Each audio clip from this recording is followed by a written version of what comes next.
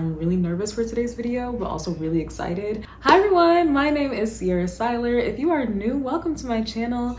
I am an artist and I have a company called Blk and Brwn. With Blk and Brwn, I use my digital illustrations to design home decor, apparel, some stationery, all types of things. And I actually started off as a traditional artist, the type of art they're gonna see in today's video. With Blk and Brwn, I'm not just drawing anything, I'm not just drawing still lifes and apples. Like, I am specifically drawing people and portraits. I'm specifically drawing Black people. I think we are art, I think we are beauty, I think we are magic, and I wanna capture that with my work. I aim to just portray us in beautiful and positive light. I aim to draw us in the most inclusive way. There are so many different ways that we look and portray our beauty, and that's what I really like to emphasize with my artwork. And why not do it with my original form of art, traditional graphite on paper, with real people? This is so intimidating. I have not drawn traditionally in a long time, and drawing real people and capturing likeness is like a different amount of pressure. That's like a whole different beast. But I'm gonna go for it. I have my sketchbook next to me, my pencil next to me, a number of pencils, but I'm gonna start off with an HB. Artist, if you know, you know. And I have my tablet that I'm going to use to refer to my reference photo of the subscriber that I'm drawing today. The subscriber that I'm drawing today is a lovely woman named Heyy Sweetie. Heyy Sweetie, thank you so much for subscribing to my channel. Thank you for the love and positivity that you've shown my channel. She's been a subscriber for a minute now. I mean, considering my channel's only 3 months old. She's been a subscriber for a minute, and she is absolutely gorgeous. She's beautiful, and she also makes lock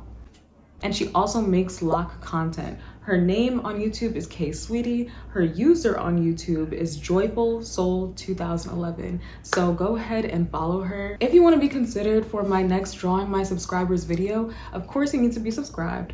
Hit the bell, and in your comment, make sure you have a brown heart. Comment anything, but make sure it has a brown heart. And thank you guys so much for watching. And of course, thank you from the bottom of my heart for subscribing. Let's just do it.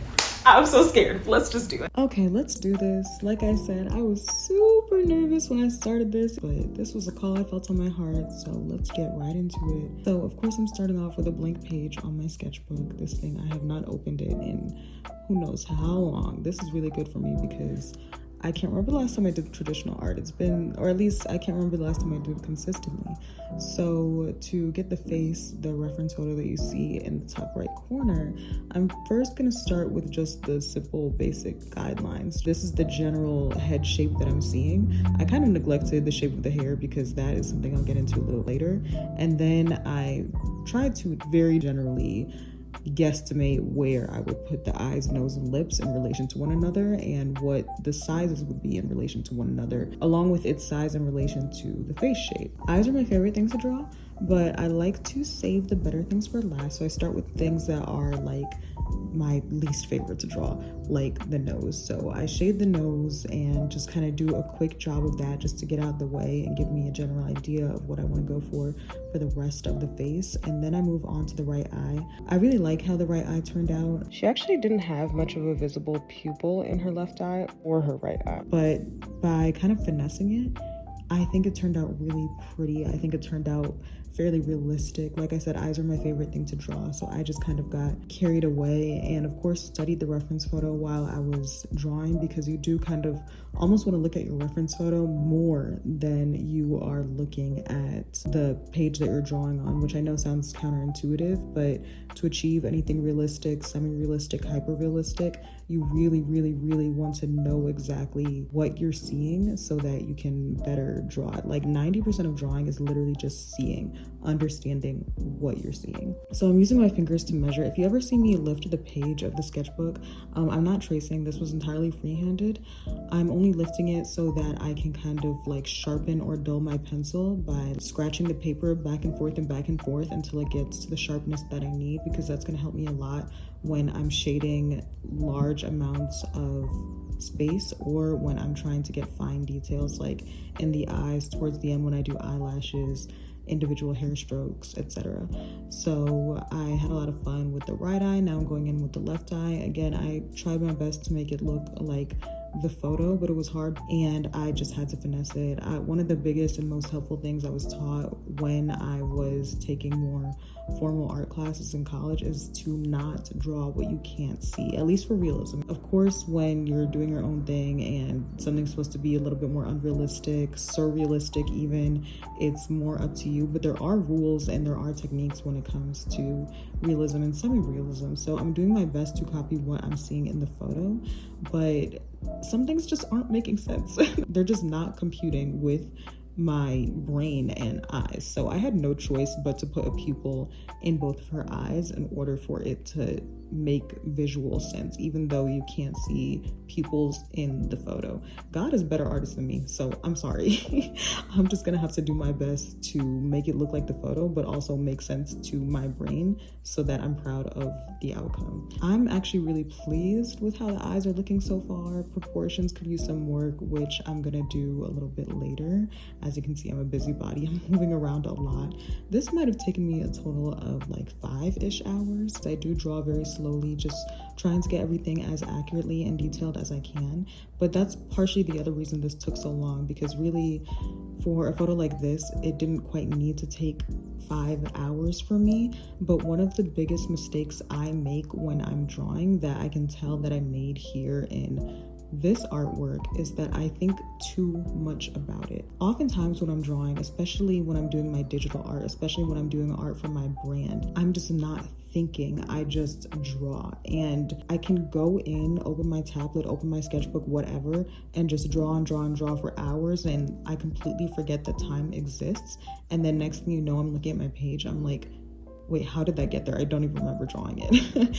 And that's when art is really, really fun for me, when I just go into that trance and I just kind of like let my hand take over. Here, I really struggled with that because I don't know, for some reason when I'm creating art and I feel like there is any amount of pressure, say I'm doing a commission for somebody, or say back when I was in college and I studied visual art and I was doing something for a very important grade, or for, you know, a project like this where I'm not only creating a video for YouTube and I want the video to turn out well, but I'm literally drawing a real person. I really want it to look like the reference photo, and having not drawn in so long, I'm just doing my best to do that. Like, this isn't a light study, a shape study, a shadow study. This is me actually trying to bring someone's photo to life, and for some reason that's just scary for an artist.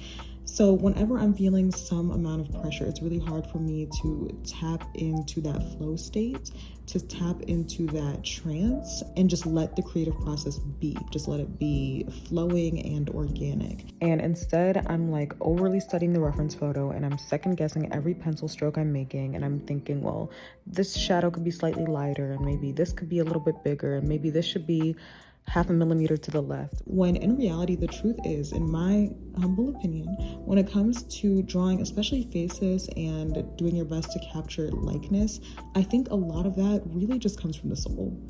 It just comes from the soul. Yes, there are rules, there are techniques, there are standards that you can adhere to that can make it look like the photo, but to truly capture that person's essence, I think that's something that really just comes from creating and drawing from the heart, and not being so overly meticulous and obsessive, and dare I say it, not being so detail oriented, and just looking at the forest and not the trees, and of course still referencing that reference photo rather than obsessing over it. And the rest of that process is you just letting whatever is in you come out of you on paper. And that's the major lesson that I'm taking away from this project, from this video, and drawing this portrait, is to just kind of relax and tap into that flow state however I need to, and just let the creative process flow.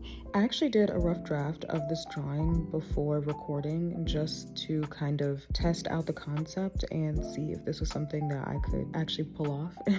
So in the corner you might have seen this little sketch, and that's when I felt like I was drawing in a way that I just kind of let go, because I knew that I wasn't being recorded and I never expected anyone to ever see this sketch.